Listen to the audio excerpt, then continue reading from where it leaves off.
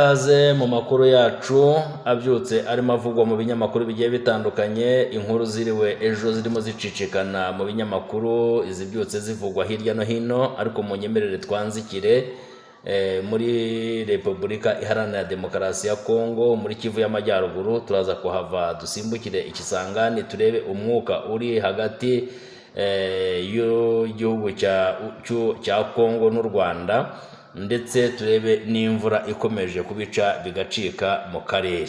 Hanyuma rero munyemerere twanzikire muri Kivu y'Amajyaruguru i Goma. Sadek yamaganye ibirego bya M23. Sadek, ingabo ziri mu butumwa bw'umuryango wa Afurika y'Amajyepfo buzwi nka Sadek cyangwa se Samidiarasi, zamaganye ibirego bya M23. Kubera iki? Byagenze biti?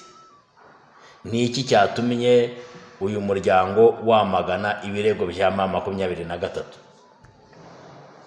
Itangazo ryayo ryo kuwa gatandatu, M23 nayo yamaganye ibyo bitero i Goma, ivuga ko binyuranyije n'amategeko.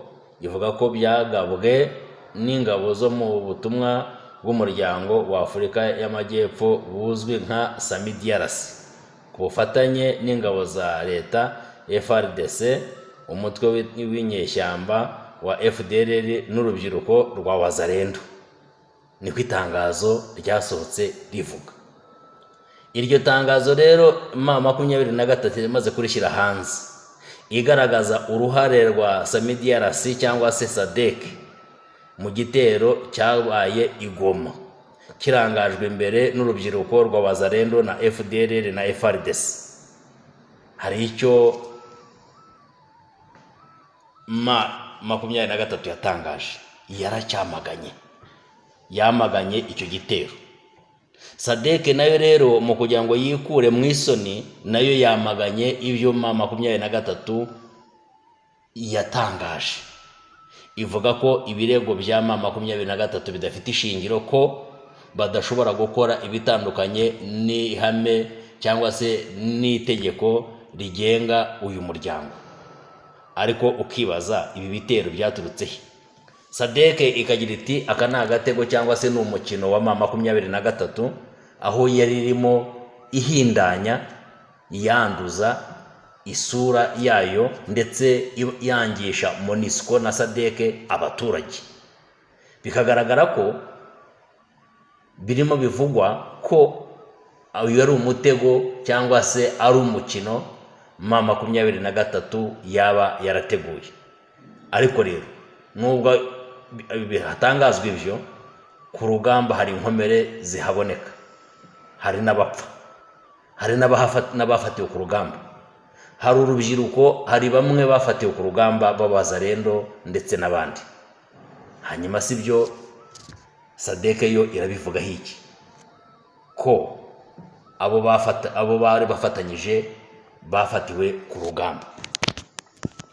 Aya ni amakuru tukomeza kugenda turimo dukura mu binyamakuru bigiye bitandukanye, aho tugenda dusesengura ingingo ku yindi. Nk'uko dukomeza kugenda tubireba, Sadek iragira iti ibabajwe n'ibyatangajwe na AFC M23 cyangwa M23 ku itariki 12 Mata 2025 ko ingabo zo mu butumwa bwa Samidiarasi zakoranye n'ingabo za leta FARDC, inyeshyamba za FDLR na Wazalendo mu kurwanya M23 i Goma. Irabyamaganye kandi ibabajwe n'ibyatangajwe na M23. Ikomeza igira iti Sadek ihakanye ibi birego. Samidiarasi ntiyigeze igira uruhare mu bikorwa ibyo ari byo byose. Ibi nta shingiro bifite kandi bigamije kuyobya. Ikomeje kwamagana. Uyu muryango uvuga ko hakiri gahunda yo gukora yo gukura ingabo mu burasirazuba bwa DRC Congo nk'uko byemejwe n'inama y'abakuru b'ibihugu. Iyo gahunda yo gukura ingabo za SAMI DRC muri kariya karere irahari, yemejwe n'abakuru b'ibihugu. Ariko iki kirego cyangwa iki gitero cyabaye ejo bundi ku itariki 12 Mata 2025, SAMI DRC irimo iracyamagana cyangwa se irimo iramagana ubutumwa bwatanzwe na M23. Yongeraho ko mu masezerano ya SADC yagiranye n'ubuyobozi bwa M23 ku itariki 28 Werurwe 2025 Goma, bashyigikiye umugambi w'amahoro na diplomasi kugira ngo umutekano muke mu burasirazuba bwa Kongo urangire. Ibyo barabishyigikiye. Amasezerano cyangwa se inama yabaye hagati y'abayobozi ba M23 ndetse n'abayobozi ba SADC abajenerali. Andi makuru agezweho nuko ibiganiro bihuza u Rwanda na Kongo byagenewe umuhuza mushya. Yego, ibiganiro bihuza u Rwanda na leta ya Kongo byagenewe umuhuza mushya. Mu yihe nama rero byagenze biti? Reka tuze tubirebe. Ese kuki iyi nama cyangwa se ubu buhuza hatazamo AFC M23? Ni ukubera iki?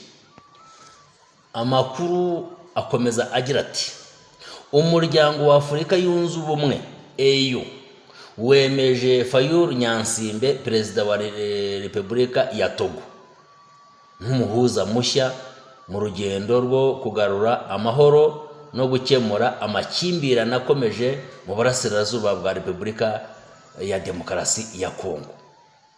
Iki cyemezo cy'inama rusange ya AU cyafashwe kuwa gatanu nk'intambwe ikomeje mu gushakira amahoro Repubulika ya Demokarasi ya Kongo yashegeshwe n'intambara ihanganyishije Tshisekedi na AFC M23. Iyi ni imyanzuro ya AU. Ese leta ya Kongo irabyemera? Leta ya Kongo izabyemera? Leta ya Kongo izemera uyu muhuza mushya wa Togo ko abagiye bashyirwaho bose yagiye batera utwatsi? Uyu munsi ni iki kigaragaza ko noneho uyu muhuza mushya Kongo izamwemera? Ikindi kirimo gikomeye tugiye kureba nuko muri Kongo hakomeje kuba ikibazo gikomeye cy'imvura idasanzwe. Leta ikomeje gutangaza ko abahitanywe n'umwuzure bakomeje kugenda batumbagira, bakomeje kugenda biyongera, bakomeje kugenda baba benshi. Ubu uyu munsi imibare irimo iragenda ihindagurika, ariko mu minsi yashize bari abantu 33, ejo bari bamaze kuba 40 n'abangahe na batatu, ubu bamaze kuba 70 na.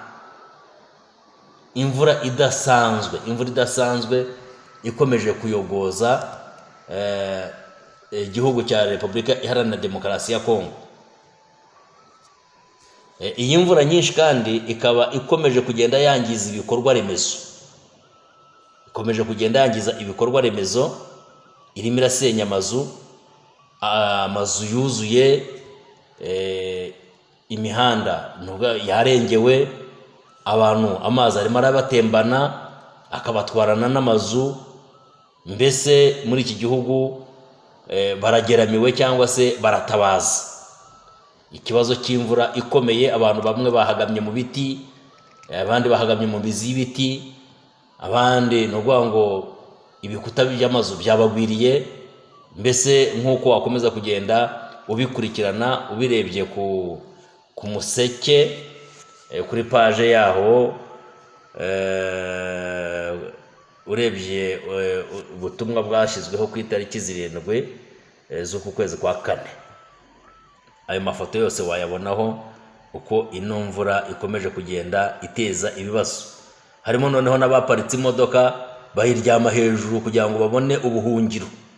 Ariko mbese ibintu birakomeye kubonaho amazi aza akuzura imodoka, umuntu agafata umwanzuro wo kuryama hejuru y'imodoka kugira ngo arebe ko yabaho, ariko bikanga.